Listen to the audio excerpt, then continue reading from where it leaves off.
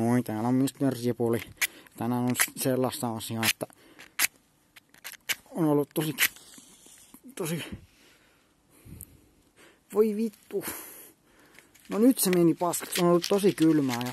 Mutta mä olin, nyt kun mä menetin sen mun asunnon, niin mä oon ollut Enon luona. Enon luona asunut. No niin. Lähtikö se? No ei se lähtenyt. Oon asunut Enon luona, niin... mutta nyt ilman syytä potki mut pihalle ja nyt kun täällä on tosi kylmä. Lähtikö se nyt? Joo, no nyt se lähti. On ollut tosi kylmä ja... ei kun se sammui taas! Voi nyt ju... Sori, nyt on vähän vaikeuksia tässä. Niin, on siis ollut mun Enon luona.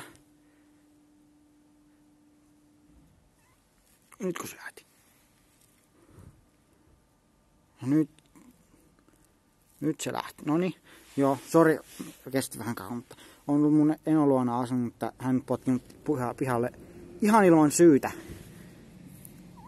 Eikö, siis ihan ilman syytä ja siis paha nyt kun on vielä ollut paljon pakkasta ja niin vähän harmittaa, mutta mä pitää nyt keksiä joku toinen paikka mihin mä pääsen, mutta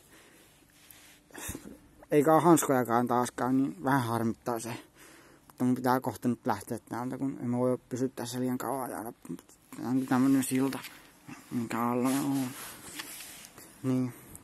Mutta joo, ei oo hanskoja, tykätkää ja tilatkaa.